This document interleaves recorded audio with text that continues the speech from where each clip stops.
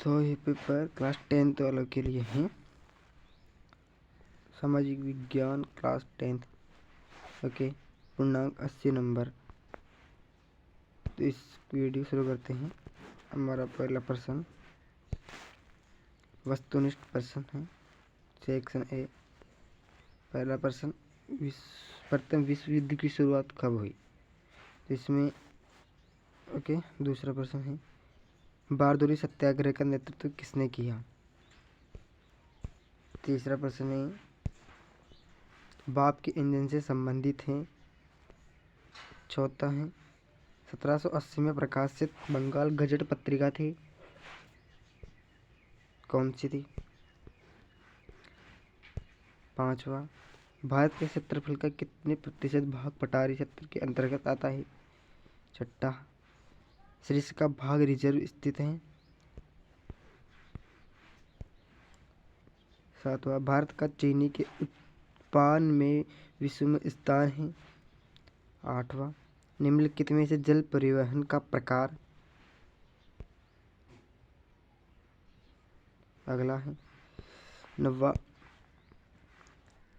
सिंहल किस देश की राज्य भाषा है? 10वां, संविधान की 8वीं अनुसूची में दर्ज भाषाओं की संख्या? 11वां, 2011 की जनगणना के अनुसार भारत का लिंग अनुपात? 12वां, इनमें से कौन बहुजन समाज पार्टी का संस्थापक है? ज्योतिबा फुले की शायद। अगला है 13वां, एक वस्तु का अधिकांश प्राकृतिक प्रक्रिया के से उत्पादन किस क्षेत्र की गतिविधि है? एक वस्तु का अधिकांश प्राकृतिक प्रक्रिया से उत्पादन किस क्षेत्र की गतिविधि है? 14वां प्रश्न है जिनके औपचारिक स्रोतों में शामिल नहीं है। 15वां है अंतर्राष्ट्रीय व्यापार से संबंधित नियमों से को निर्धारित करता है?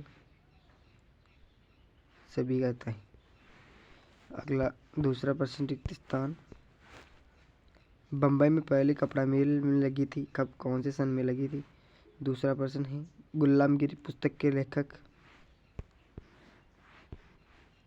तीसरा प्रश्न है कच्चा तेल गैर संसाधन है, कौन सा संसाधन है? चौथा, विभिन्न देशों के बीच परस्पर संबंध और तीव्र एकीकरण की प्रक्रिया क्या है? पांचवा, शिरोमणि अकाली दल का संबंध मुख्यतः कौन से राज्य से है? छठा, शासन प्रणाली में अंतिम शक्ति जनता में निहित होती है? जवाहरलाल नेहरू गर्व से को आधुनिक भारत को मंदिर कहा जाता है? ओके, अगला तीसरा प्रश्न है अति लघुरात्मक प्रश्न। निम्न प्रश्न के उत्तर एक तो पंक्ति में दीजिए। पहला प्रश्न है बेगार क्या है? प्लाई शटल क्या है? एक नंबर के क्वेश्चन। स्पिनिंग जेनी का आविष्कार किसने किया? सरकार के विभिन्न अंगों के नाम लिखिए। वर्ण व्यवस्था से आप क्या समझते हैं? छठा है राजनीतिक दलों को मान्यता व चुनाव चिन्ह कौन आवंटित करता है? सातवां है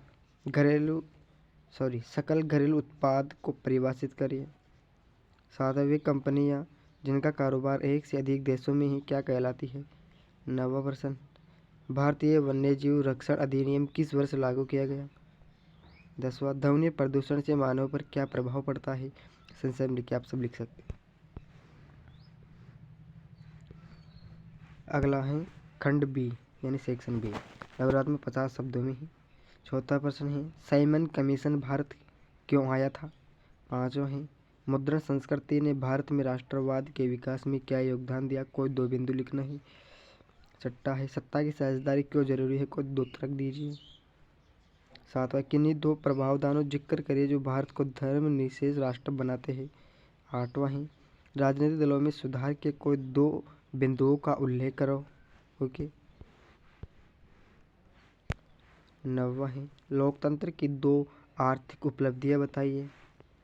10वां है धारणीयता विकास के लिए क्यों महत्वपूर्ण है? विदेशी व्यापार के उदारीकरण से आप क्या समझते हैं? 7वां, उपभोक्ता सुरक्षा अधिनियम 1986 के निर्माण की जरूरत क्यों पड़ी? ओके। अगला 13वां प्रश्न, पहाड़ी क्षेत्रों में मृदा अपरदन की रोकथाम के लिए क्या कदम उठाए जाने चाहिए? 14%। नर्मदा बचाओ आंदोलन का दो अलग से।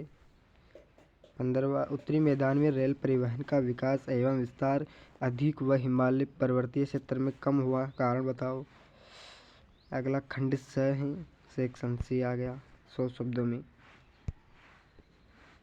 16वां प्रश्न, चावल खेती के लिए उपयुक्त भौगोलिक परिस्थितियों का वर्णन करें। अथवा में है, गहन जीविका कृषि को समझाते हुए इसकी प्रमुख समस्या बताइए। 17वां प्रश्न है, 1929 की महामंदी को समझाते हुए इसके दो कारणों का उल्लेख करो। गिरमिटिया प्रथा का अर्थ स्पष्ट करते हुए अध्याय में दिए गए विवरणों के आधार पर उनके हालतों पर संक्षिप्त विवरण लिखो। 18वां, संघीय व्यवस्था की प्रमुख विशेषताओं का वर्णन कीजिए।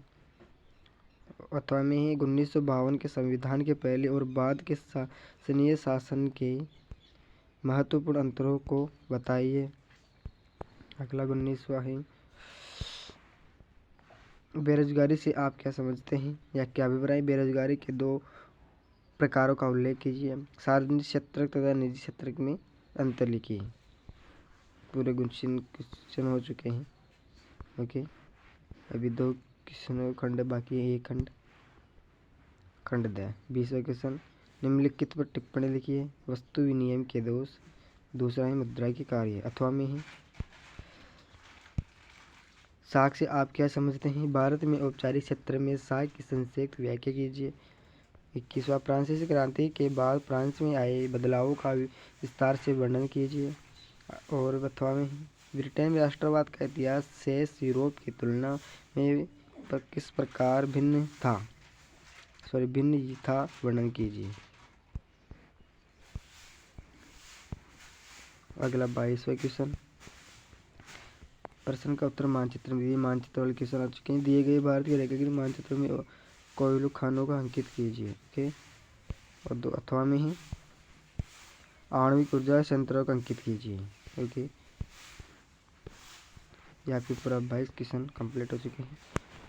ओके, ऐसा ही क्वेश्चन पेपर आएगा आपकी परीक्षा में, ध्यान रखना, इससे बाहर नहीं आएगा। ओके, फिर मिलेंगे अगले वीडियो में। इसका प्रश्न पत्र है गणित का। ओके।